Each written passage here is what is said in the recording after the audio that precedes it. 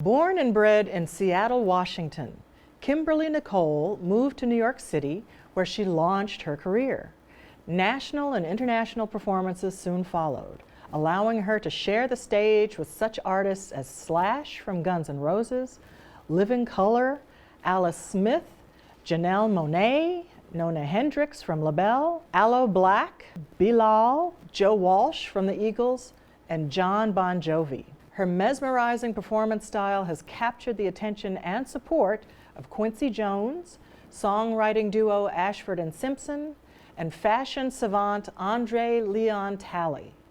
Talley was so taken with Nichole's talent and fashion forwardness that he invited her into the offices of Vogue and featured her in the magazine.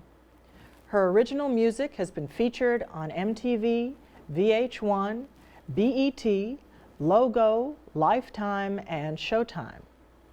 After hearing her music, Tony Award-winning director George C. Wolfe personally selected her to be the featured rock performer in his film You Are Not You, which stars Oscar winner Hilary Swank. Now residing in London, Kimberly still performs throughout the United States with her band while hosting The Box, London. She has also been featured in the Netflix, Ezra Cohen Vampire Weekend, created anime series Neo Yokio, starring Jaden Smith, Jude Law, Susan Sarandon, and more. Kimberly also most recently completed her Broadway debut in Rocktopia, where the New York Times praised her performance, saying she has a distinctive tone, all burnished copper, and she manages to inject fresh life into the hoary Dream On. Now back from London, Kimberly Nichole will soon be releasing her latest project, The West Coast Seattle Girl. And as we are taping, she'll be debuting music from the project at our beloved Apollo Theater this weekend. So grab your snacks and come nosh with Nina for the next hour.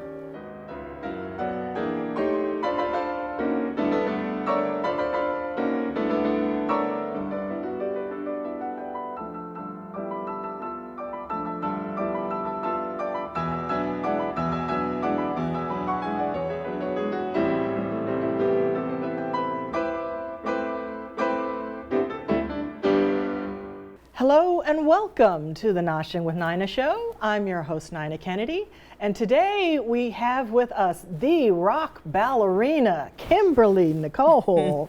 We're so happy to have you with us today. It's my pleasure, my pleasure. Welcome, welcome. You're just literally getting off the plane Yes. from London. Yes.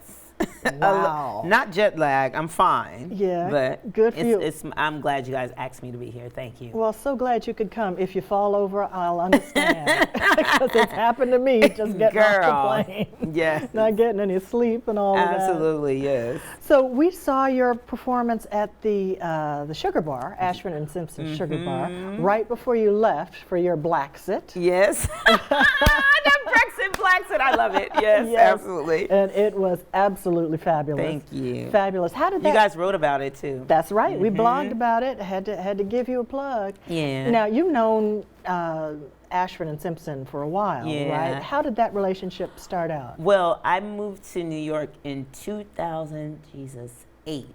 In 2008, and I remember I was really trying to start my career here as a musician, and I knew friends here, and there were specific places they would tell me to go. They say go to the Village Underground and go to Ashford and Simpson's Sugar Bar.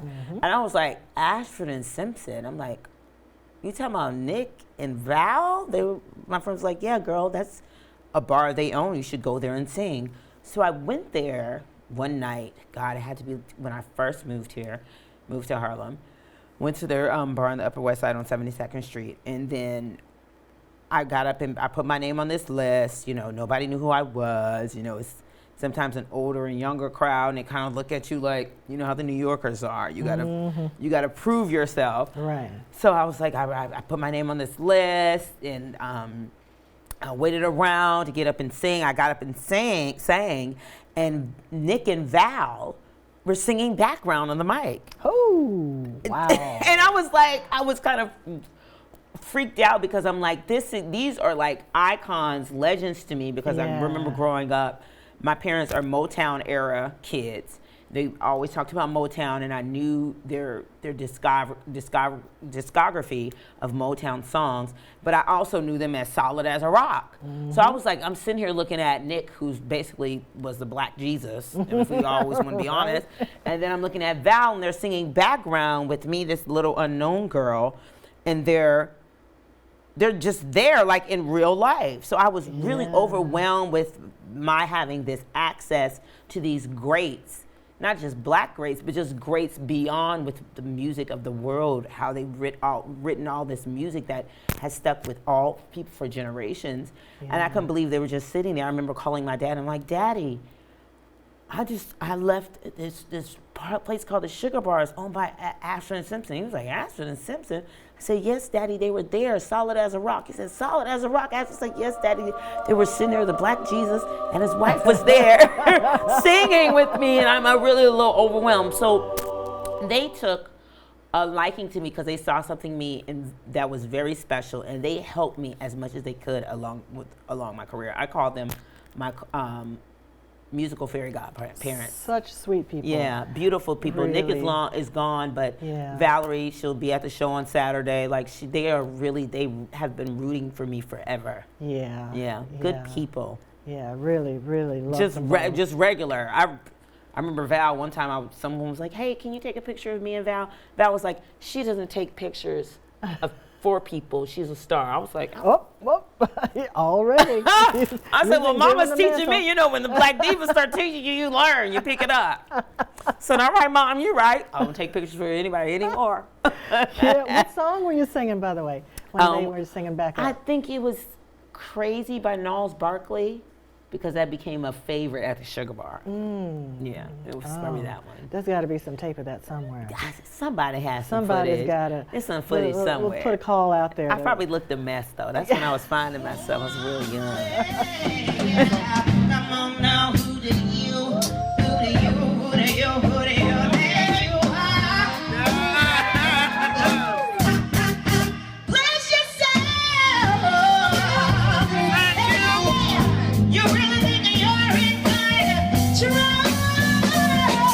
Hey, well, I think you're crazy. I think you're crazy. I think you're crazy.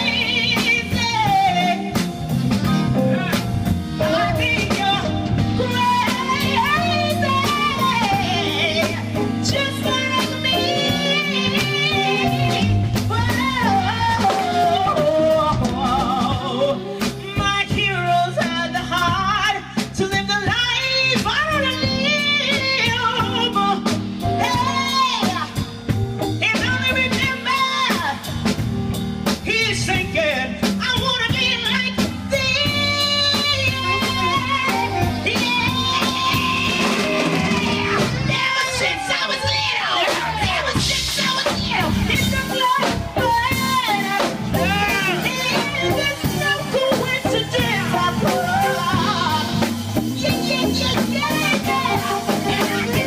it. So crazy.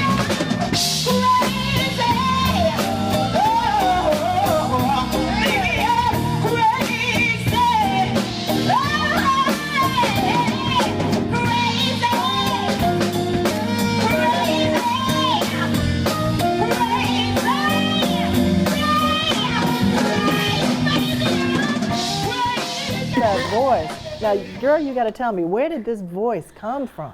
I mean, my granddad's a singer. My mom, her siblings are singers. And it's just, I was raised and born in the Black Southern Christian Baptist church. And it kind of is rooted from it's ancestral. It's like rooted in the struggle and the pain and the power and the anointing of the Black voice. So, it's hereditary too, because my mother is a singer and my sister. Yeah. So when did you know? When did you first sing something, and just from the reaction, or you knew this was what you've got to do? Well, when I was really young, my mom always had us in anything singing. She had us in the angel choir at the church. And I didn't really think I was special. I thought I was normal. I remember growing up and getting older, being in high school, and I didn't really think my voice was special. I was really trying to find my voice. But then it wasn't until, honestly, I was kind of in Atlanta. I had left Spelman. I started trying to figure out how I'll become a musician. Then I moved to New York. And then I moved to 133rd Street, which is known historically as Jungle Alley.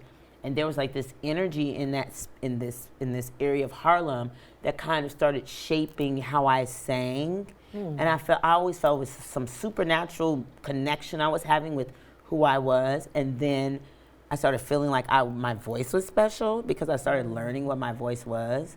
And then it just clicked. Like I was like, that's it.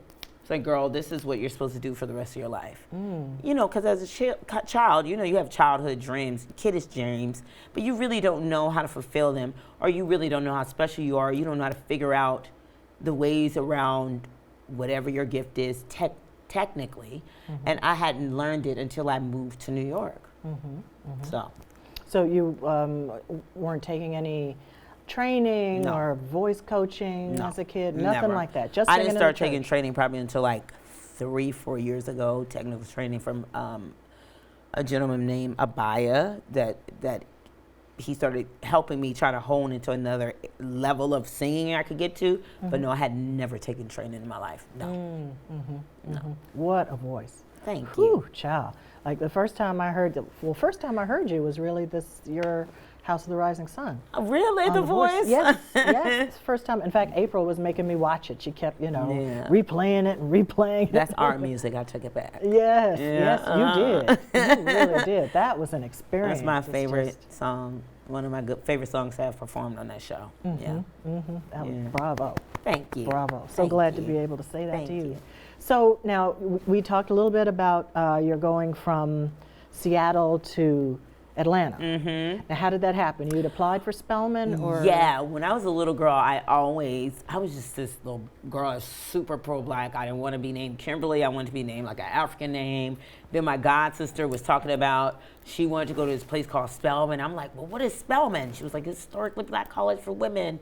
So I researched Spelman, and then when I was probably elementary, middle school, one of my best friends, who's still my best friend till today, she black girl. We were all in Seattle growing up. She said she wanted to go to Howard, and I was like, I want to go to Spelman. So I went to Spelman's early college program in high school, fell in love with it, and I was like, I'm determined to go to Spelman. So I just had this desire to be in a HBCU, particularly one for women, black women. Something in me knew I needed something from that kind of culture. Because of where I grew up with Seattle, which just has a small percentage of black people, but I knew how I dealt with me as what I looked like aesthetically as a black woman, and what I dealt with trying to find blackness. I was like, I need to go to a black college, and I was very adamant about that. So I went to Atlanta, and I went to Spelman, and graduated from Spelman, and then moved to New York. Any singing while you were down there? I did. You know, when I first got into Spelman, I was pursuing like a degree in music, but ran from that because I don't care what nobody says. What camera should I look like? Music is not that easy. Okay, I ran. I was in diatomic harmony. I said, "Well, good night." No, ma'am. Then you had to be in Glee Club like 7 times a week. I said, "No, ma'am. I'm going to economics." Okay, left it, abandoned ship. Okay, abort mission. So. So I went to Spelman with the intent to study music, but I felt overwhelmed with the requirements to study it. And so I went to economics, which my father is a realist, and my mom is more spiritual. He was like, well, what are you going to do if this doesn't work out? You need a job, blah, blah, blah. So I was like, well, economics, at least, even if I'm a singer, I will have like a basic structure of what the economy is, the supply and demand of things, and that can apply to anywhere in life. Right. So I studied at Spelman. I really didn't sing at all. I never, when I was an undergrad. But then when I graduated, I started like going to the open mics at Apache, which used to be called Yin Yangs back in the day in Atlanta, which India.Arie, Algebra, Erykah Badu, all these other black musicians came up in. But I used to go there all the time and do open mics, and then people thought I was special before I really knew how good I was. And I started like doing performances around Atlanta. Then I decided I visited New York. Something I felt when I was here at some point, something was pulling me here, particularly to Harlem. And then I just made a leap of faith and moved to New York. And then things just kind of, panned out the way it was supposed to. Yeah. Now you said you were being influenced by your environment when you got here. Yeah. What was it about that environment? I think it was one thing I will say, when I was a little girl, me and my best friend, I was FaceTiming when y'all saw me FaceTiming. Oh, yeah, that was her. Okay. Married to a man from Brooklyn. They met at Howard. Yeah. When we were younger, we always had this interest in New York. And I really had an interest in Harlem because of the Renaissance. I always felt Harlem was very special to the intellectual, the spiritual, educational, economical progression of Black people. When you think about Langston Hughes or Neil Hurston, all these big staples of Blackness that I first was introduced to was of these people, and they were in Harlem.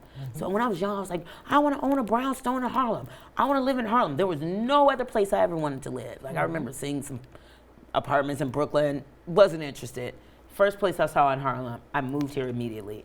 But Harlem just felt special. It felt like home. It felt like even now, when I come and visit, sometimes I'm in Midtown or Upper East Side where I might stay, or I'm in Jersey staying for a couple of days. And I'm like, I have to go to Harlem because Harlem feels very ancestral to me. I think it feels the way that I feel about New Orleans. When you go to New Orleans, you feel like a presence that's centering, and you feel at home and you feel okay. Like today I had an incident at a deli in the PATH station when I was clearly racially profiled, and I was like, I need to get to Harlem. You know what I mean? It was like, I gotta go to Harlem, even though she's gentrified as fuck. But still, excuse my French, she is still a presence there that's very ancestral and I connect to.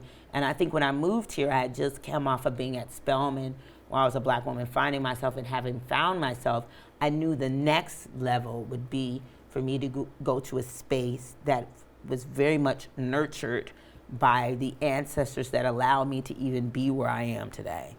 And then being in Harlem for 8 years, then I'm prepared to go to London, which may not necessarily spiritually feel like Harlem, but it's still, I was prepared and given the confidence because I know my ancestors are so deeply rooted in this space that they're passing on something to me spiritually that I can't really articulate. Right. And I always feel, whenever I'm abroad, I always feel there's much more of a spiritual connection between the people who were there and their homeland than you feel here. Come on, it's the truth. It's kind of empty here. Yeah.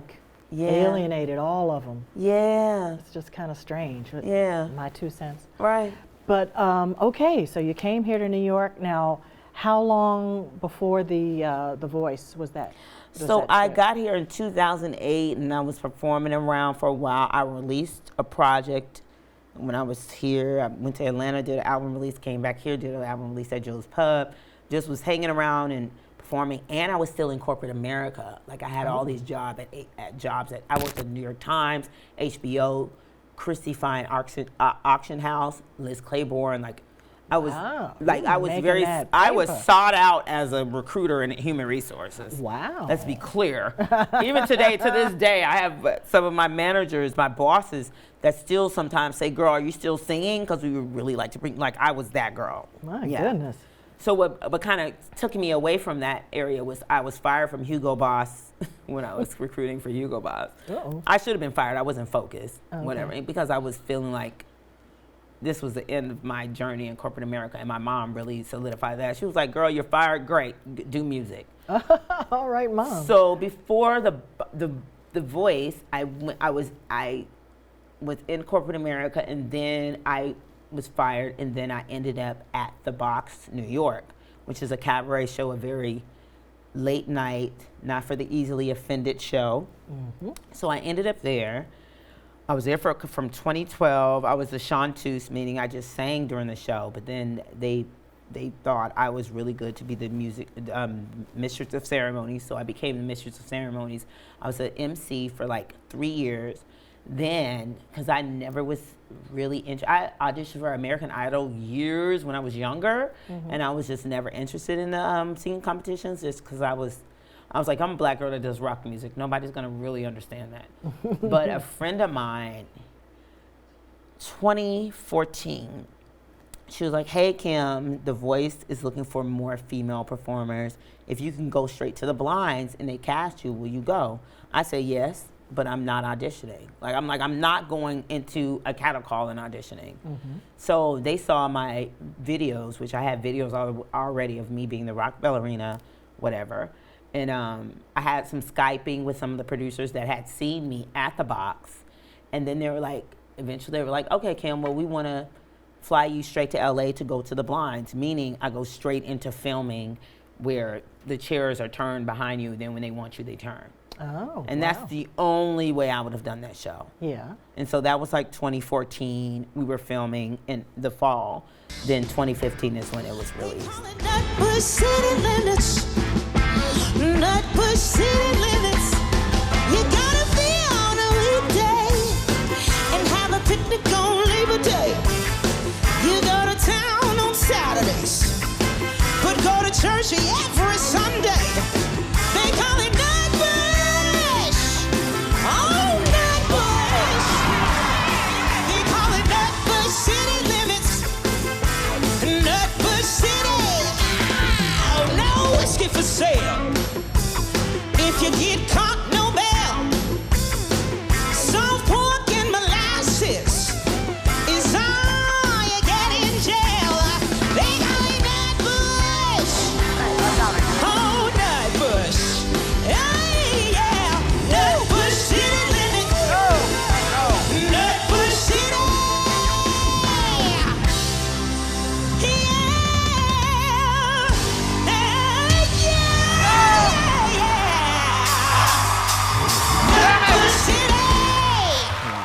Yeah. Well, that was really like a turning point. a national It was, yeah. recognition. And international, yeah. Yeah. It was. It Yeah. was. Amazing, amazing performances. Thank you. Now, you already talked about the Rock Ballerina Yeah. title. Now, how did that come about? That was happening while you were down at the box? Do or- you know who gave me that title? It was Valerie Simpson. Really?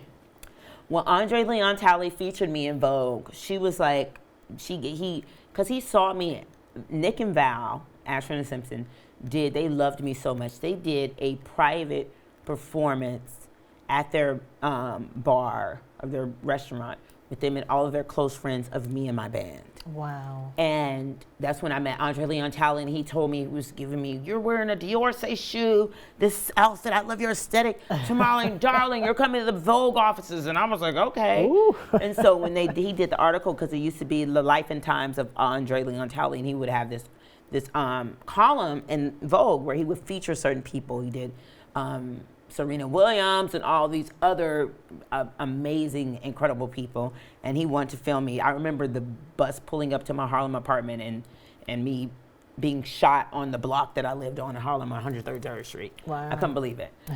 So he got it, but of course he got a quote from Valerie Simpson. She said she's God, I can't remember the quote anymore. But I remember she said she's a wildflower, a rock ballerina. Mm-hmm. Because I would wear these dresses that were, kind of tutu dresses. Mm-hmm. But she said, Kimberly is a wildflower, a rock ballerina. So you were already wearing that? I was wearing those tutu dresses from 2009. Oh, okay. Yeah. Okay. And My that was best just- friend's mother-in-law started creating them with me. I see. Yeah. So you want them to see some legs? Yeah, while so you're doing my that. mom is like old school Motown girl. So she used to always say, put on a lip and give some leg. My Gloria is all about that. She's like, show your legs, show your legs. I'm like, okay, Mom. My leg is a little thick now, Mom. Yeah, I'm showing them that, but she was big on that. But Valerie gave me the rock ballerina. I don't think she even intently did it, but she said she's a wildflower, a rock ballerina. And I think she just said it because I was kind of this edgy soul singer, where it was one of her good friends. I love her. She was one of the original ICACs. They wrote together. She used to say that I reminded her of a young Tina Turner for goodness. Tina Went to London and got really projected. But I knew she saw something in me that was edgy, and the rock part was that edgy part. That's what she said, the rock ballerina. So was that where you got the idea for going to London? No, I've always wanted to go to London. Yeah. Because I always thought that I used to see all the women that I admire, like Josephine Baker, even Tina, and Nina. When they would go to Europe, they would be more embraced for what they did than here. Right. Like, people didn't really understand, why is a black girl doing rock music when we invented the shit? Like, what are we talking about? Rosetta Tharpe, you know? So I wanted to go there because I really wanted to catapult my career there. But I'm finding now that I'm in London, I come home so much performing. It's like now America appreciates me more. I don't know, you know. Yeah, well, it's good to have the balance, you know, the Yeah. back and forth. Get the pound and the dollar. There you go. There you go. Both of them. Spend them wherever they're strong. That's right. No complaints. Book me. Yeah. It's fine.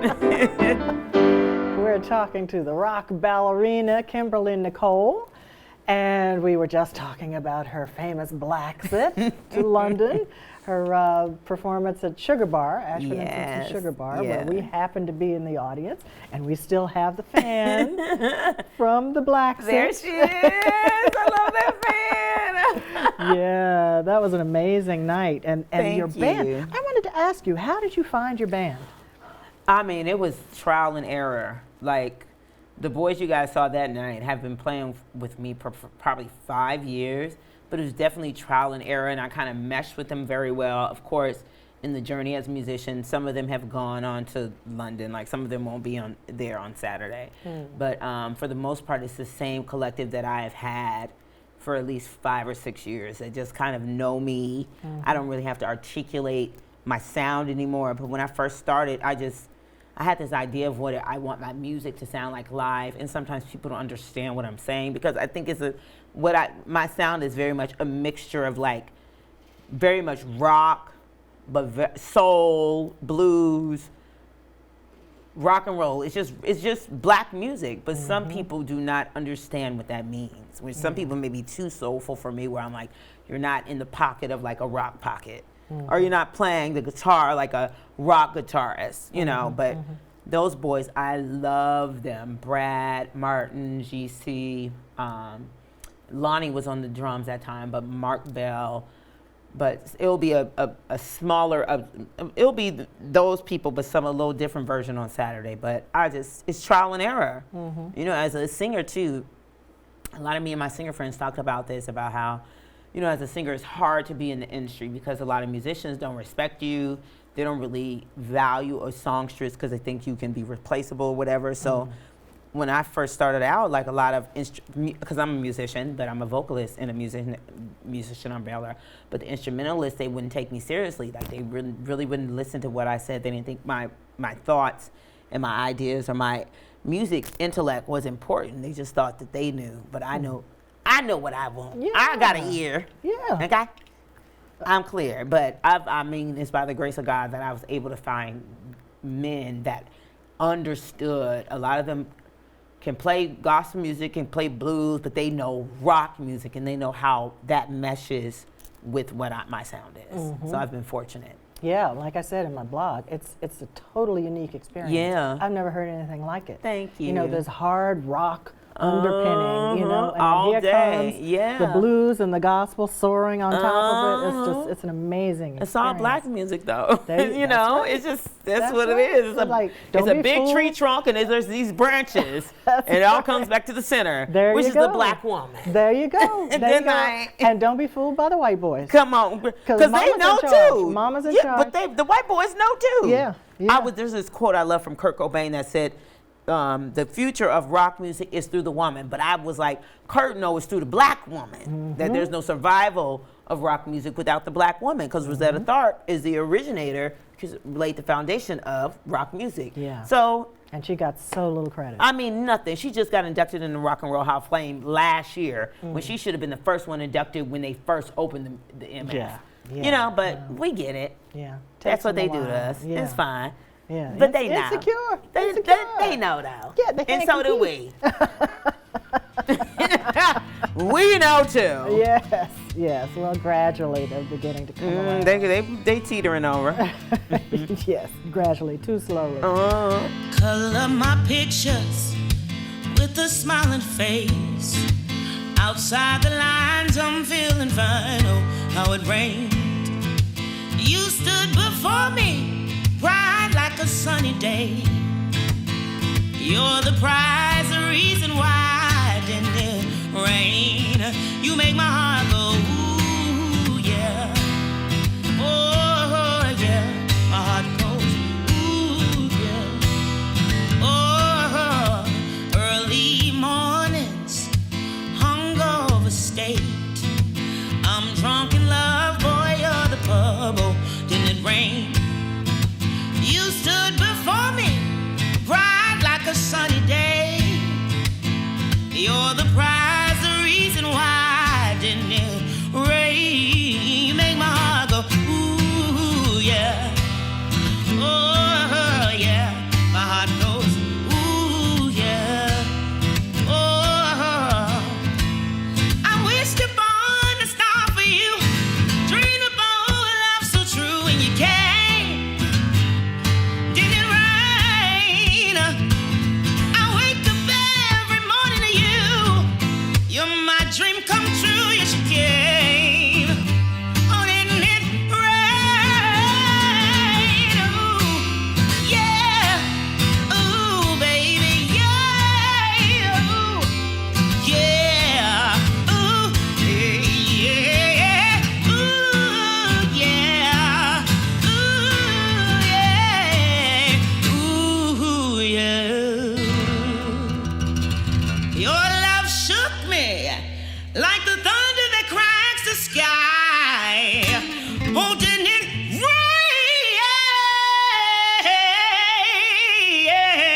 Yeah. All right, yeah. James on guitar, ladies and gentlemen. But so did the entire band go with you to London, or? They did not. What I've been very fortunate is there's a musician that I met here during my run when I used to hang out at the Village Underground, and he lives in London. So I've started to perform in London a lot, and he gathered around a bunch of musicians that perform with me. And I will say, one thing I like about the Brits really understand, and it's kind of like when you say you hear a Zeppelin or a Beatles. They really are a Radiohead. They kind of understand like the foundation of what rock music comes from, or blues, and know it's like very rooted in Black American experience. So all the boys that perform me now it's an Italian guy that's on bass, Italian guy on drums, a British guy on guitar, and then my brother that I met in New York playing on the Village Underground scene and the groove scene and all those scenes, Cafe Wah. He's Mexican. They all are my band because they understand the root of where I'm singing from. So we do this badass jam session at this place called Red Rooster, which Red Rooster's in Harlem, owned by Marcus Samuelson Stu, but it's in London at the Curtain in Shoreditch. So we do this jam session every fortnight. Never knew what that means, but it's bi-weekly. That means bi-weekly. Oh, okay. That's some British term. Fortnight, every fortnight. And we do this jam session, which has become very popular, and we started to perform outside of there. So I've been fortunate to know musicians, and then I have another Italian sister that lives in Europe that I met in New York 10 years ago too, where whenever I perform, I use her too. So I've been fortunate to just have musicians there that I can use that are there, and not having to ship the boys over and get visas and stuff. So it works. That's fantastic. Yeah. So, and socially, how is it for you over there? I'm doing very good. Like I'm enjoying my social life there. With the box is totally a social space. So my social life is like this. When it's time to go to bed, I'll be like, it's time to go to bed. Like my off nights from socializing is Sunday, Monday. When people are like, hey girl, let's go here. I'm like, darling, it's Sunday. I'm at home on the couch making tacos, and me and my dog are watching RuPaul's Drag Race. Oh. Please, no, thank you. I've been socializing all week. Have a great social life. I know. I can't keep up with the drinking over there.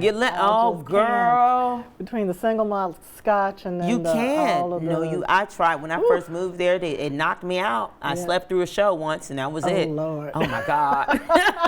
My boss was like, I told you, don't be fucking with him. I said, you were right. Girl, shit show. It's fine. You live and you learn.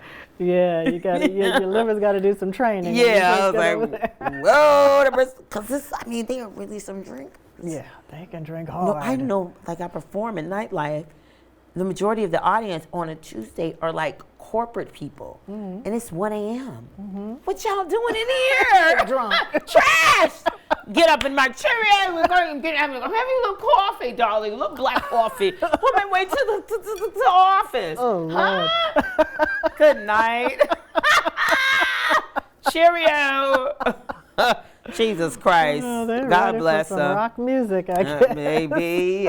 They listen to not rock, they listen to rap and R&B at the clubs. Yeah. Yeah, we're going over there with our trap song pretty soon. Straight up, they would love it. Yes. Now, you were telling us you met someone from Greece who brought you down there? So, one of my good friends, he had a birthday party in Mykonos last summer.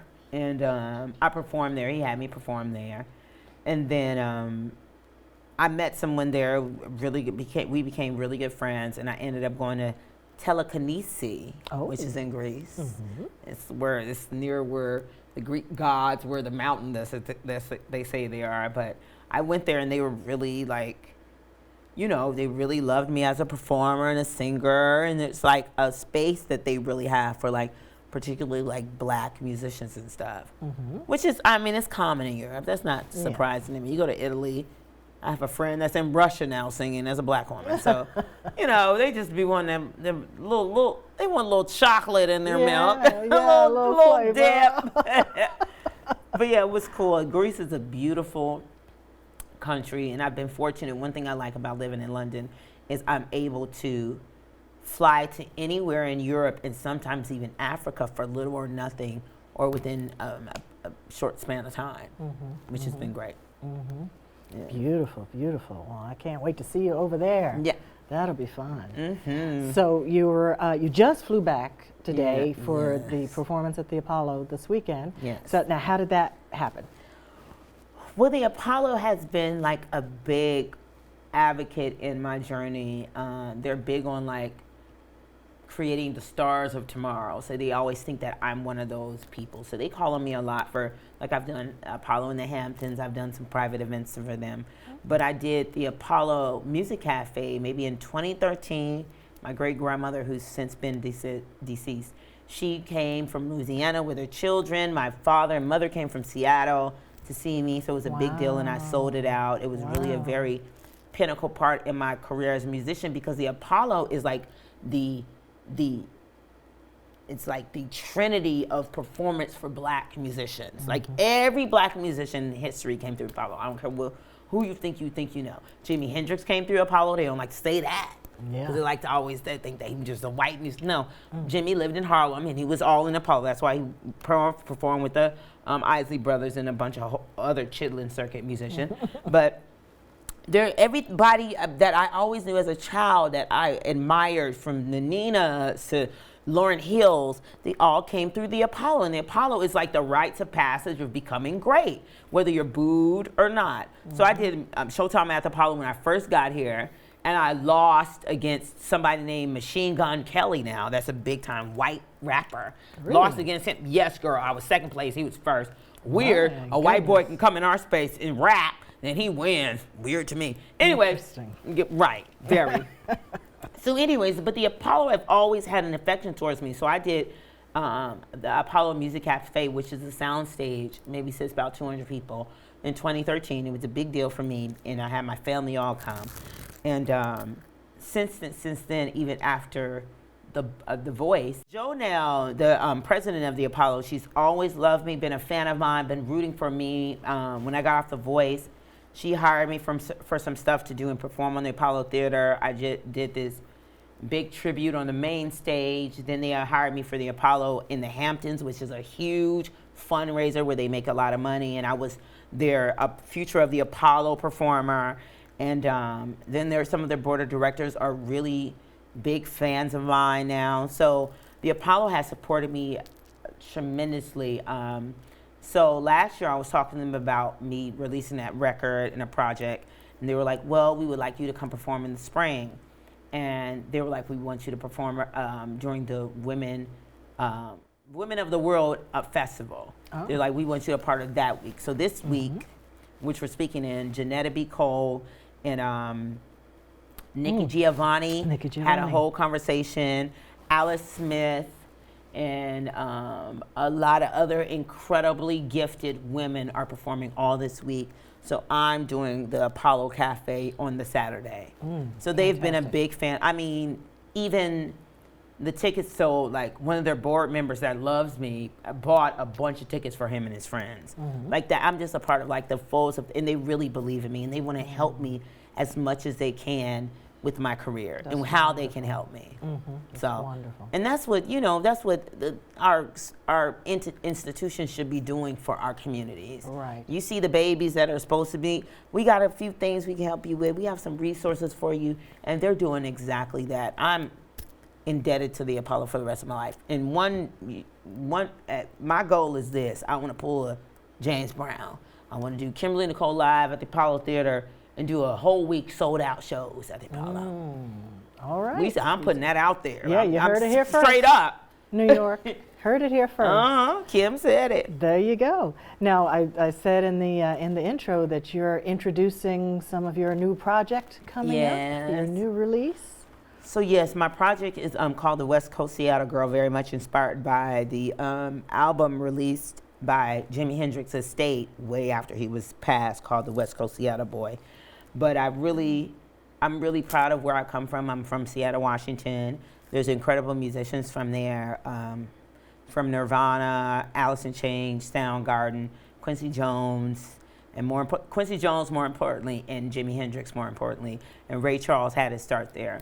So I really wanted to take on an energy that shows the world that I'm a black girl from the Seattle that does rock music, and I kind of wanted the sound, the whole project is very much rock and roll soul.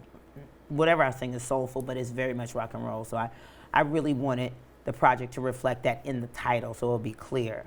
So on Saturday, I'm debuting some music people haven't heard, but there's some songs from the project I've been performing for years. But it's just a moment for me really claiming a space of being a black woman in rock music, because you haven't really seen a black woman be very present in rock music since Tina Turner. Even though we have the Joyce Kennedys and Nona Hendrix, and then there's plenty of black women that are in rock music that we don't talk about, but I really want it to be clear what I do, and I'm hoping and I believe that mainstream will attach to it, and then it'll be a movement of some sort.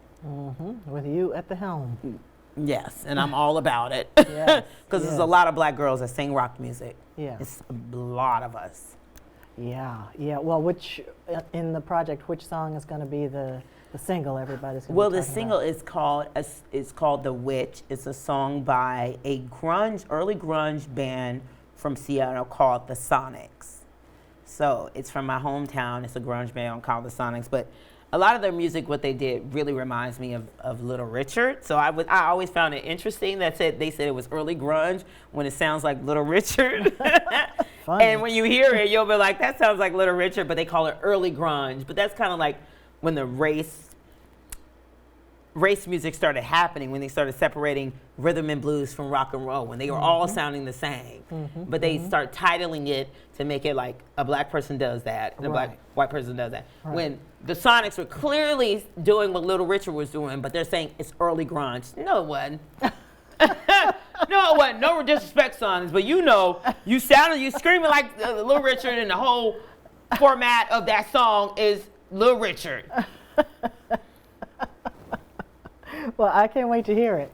I know it's going to be song. a huge success. Thank you. And we'll keep promoting it. Stay tuned to noshwithnina.tv, and we'll keep you posted on what's going on with our Rock Ballerina. Now, we asked you at the beginning if you'd be willing to sing a little something.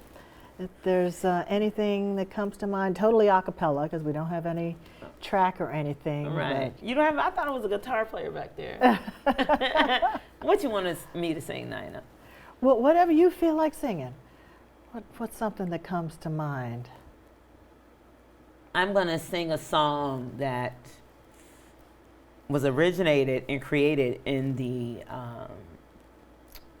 experience of the black slave or sharecropper.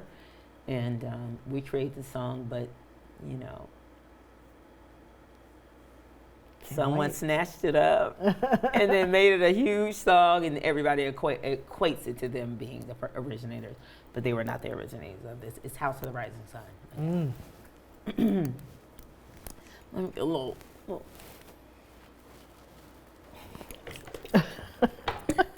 Throat's a little dry. May. There's there. There she goes. There is a house in New Orleans they call the Rising Sun, and it's been a ruin for many a poor boy. And God, I know I'm one. Hey. My mother was a tailor. She sewed my new blue jeans.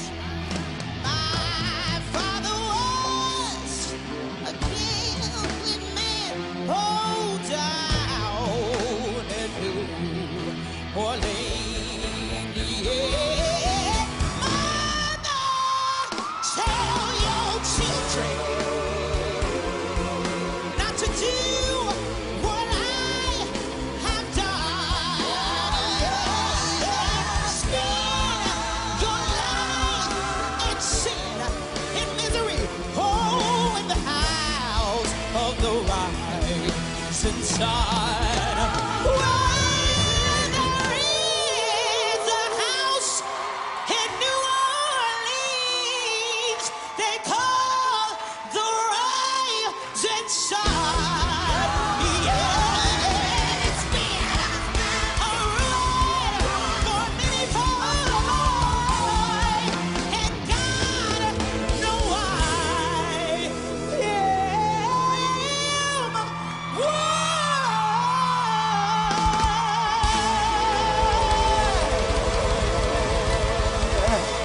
Yeah, Lord. Girl. Woo! Thank you. Do that, honestly. Miss With that Kimberly fan. Nichole. Thank you, Nina. We are just wishing all of the world's success onto you. You certainly deserve it. Oh, don't eat that.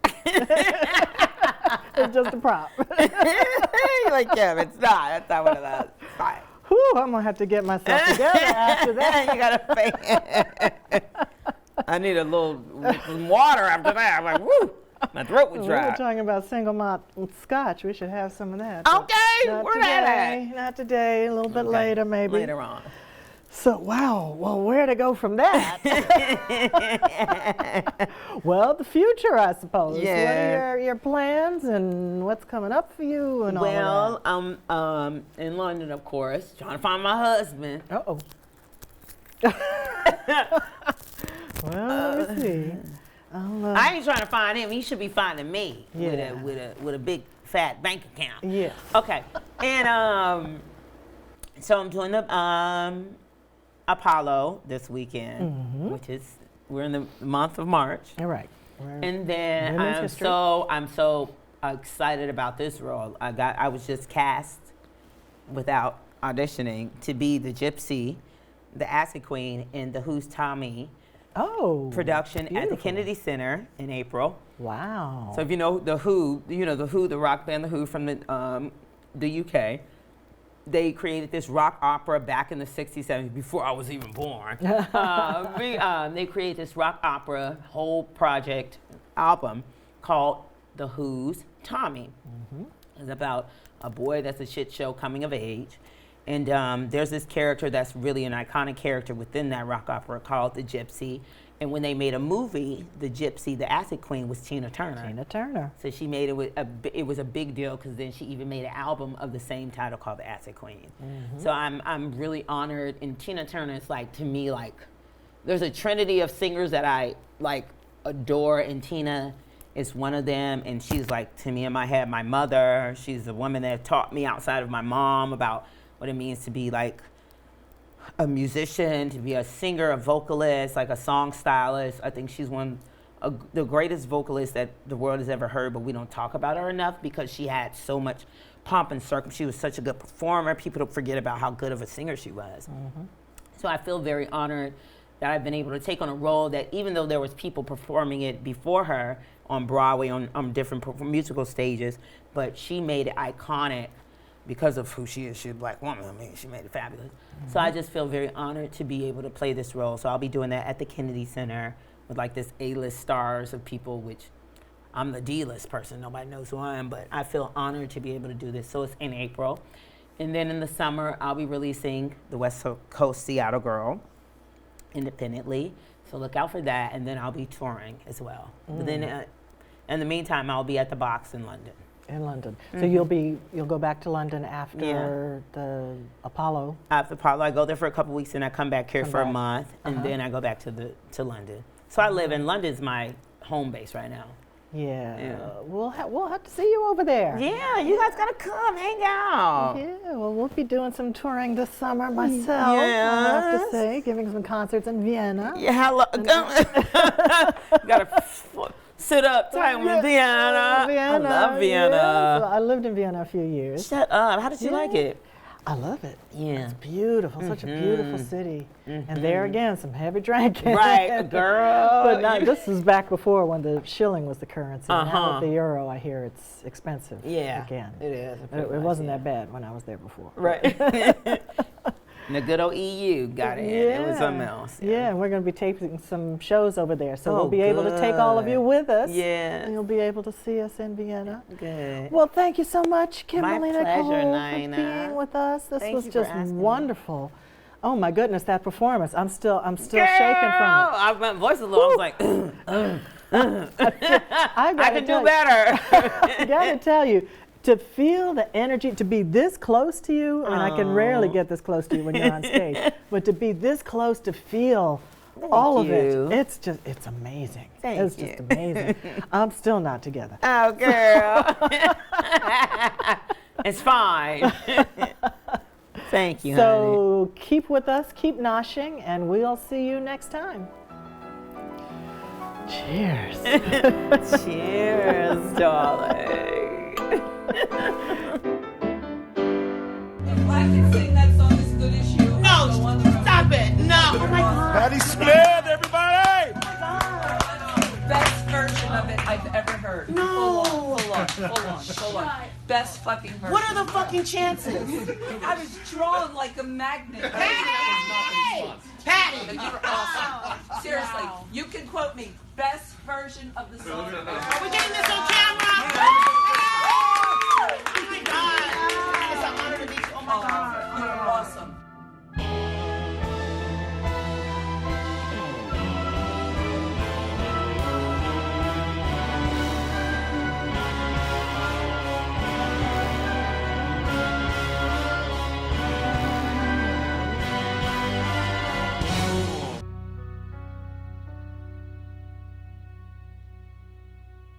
Take me now, baby, here as I am.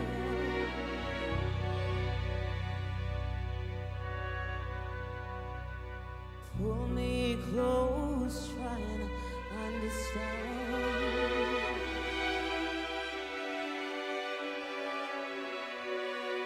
Desire's a hunger as a fire I breathe. Love is a banquet on which we feed.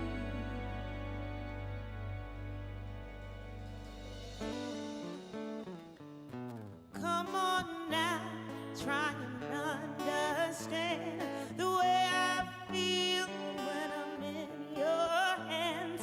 Take my hand and come undercover. They can't hurt you now, they can't hurt you now, they can't hurt you now.